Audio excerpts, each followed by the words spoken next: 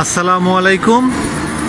আমি এখন যে জায়গায় অবস্থান করছি এটা হচ্ছে মুন্সিগঞ্জ জেলার শহীদ বাবা আদম আদম ওনার মাজার। এটা হচ্ছে মাজার, এটা একটা ঐতিহ্যবাহী একটি মসজিদ আছে এখানে। আমি মসজিদটি আপনাদের দেখাবো। তো দূর থেকে দেখা যাচ্ছে এটা হচ্ছে সেই মসজিদ। আমি আপনাদেরকে সেখানে নিয়ে যাচ্ছি।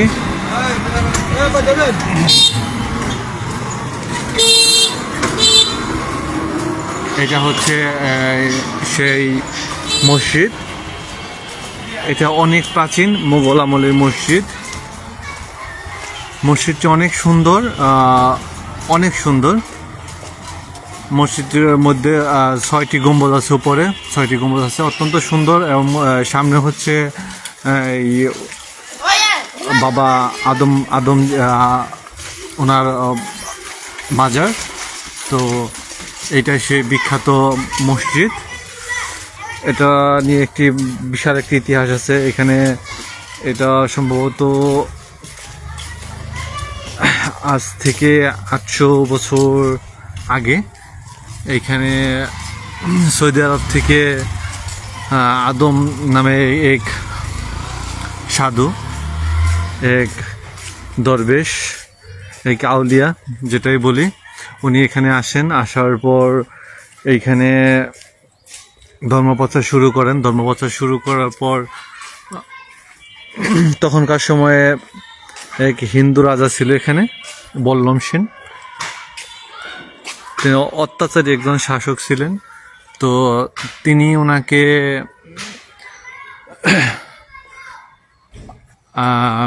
মানে মৃত্যুদণ্ড দেয়। তারপর ওনার মৃত্যুর 300 বছর পর এই মসজিদটি নির্মাণ করা হয়। অত্যন্ত সুন্দর এবং সুন্দর কারুকার্যে, ভেতরে অসম্ভব সুন্দর। চারদিকটা যে আমি দেখাই, অনেক সুন্দর। পোড়া মাটির ইটের তৈরি এই মসজিদ, কারুকার্যে ভরা, অনেক কারুকার্য আছে। উচ্চতা অনেক বেশি, প্রায় দুই তলা বিল্ডিং এর চেয়ে বেশি হবে আর কি, মানে 2.5 তলার মতো হবে, এরকম উঁচু।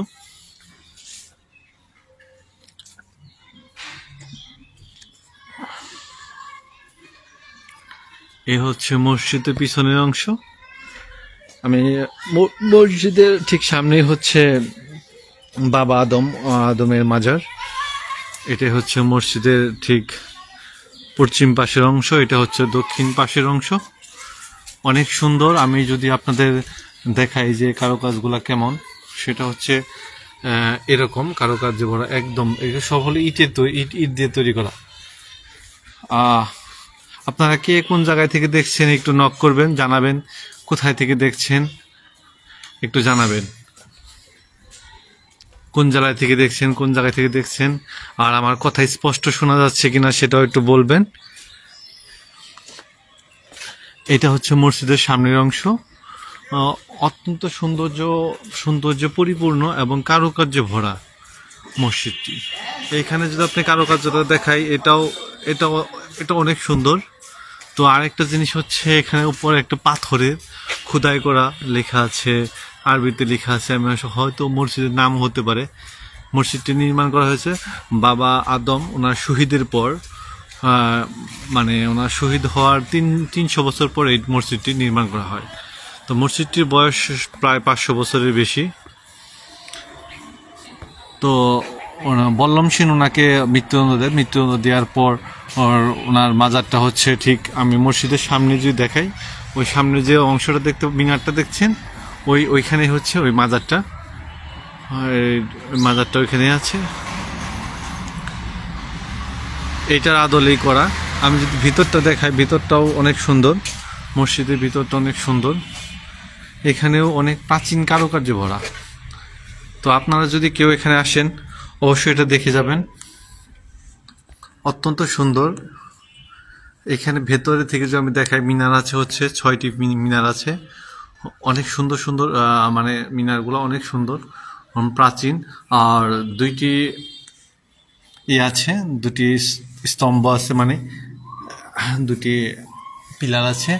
পিলার দুটি পাথরের তৈরি, এখানে পাথরের তৈরি মিনার দুটি।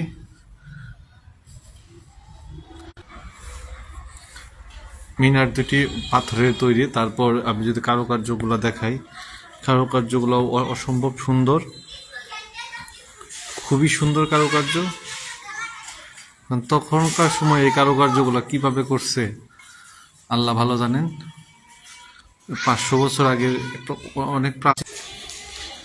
আসলে নেট প্রবলেমের কারণে দেখানো সম্ভব হচ্ছে না, ভিতরে নেট প্রবলেম করে, তো আমি বাহির থেকে দেখানোর চেষ্টা করছি। আসলে অনেক প্রাচীন।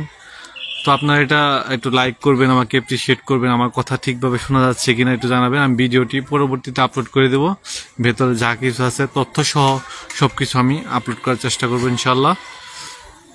তো এটা হচ্ছে মসজিদের ভিতরে। তো আসলে এইভাবে আমি ভালো মতো নেট প্রবলেমের কারণে দেখাতে পারলাম না। তো মসজিদটা অনেক সুন্দর। তো এখানে যদি দেয়ালের পুরুত্বটা আমি বলি, সে তাহলে প্রায় 2 মিটারের মতো প্রশস্ত দেয়ালটা। এখানে যদি প্রশস্তটা বলি, দেয়ালের প্রশস্ততা প্রায় 2 মিটারের মতো। ভেতরে যে অত বেশি জায়গা তা নেই, ভিতরে 6টা লাইন হয় এরকম, ভেতরে 6টা লাইন হবে এরকম। আমি বাহির থেকে একটু যদি নকশাটা দেখানোর চেষ্টা করি তাহলে ঠিক এরকম আসবে নকশাটা। এই মানে ভেতরে তো নেট প্রবলেম, এই জন্য আমি দেখাতে পারছি না, আর অন্ধকারও। তো আমি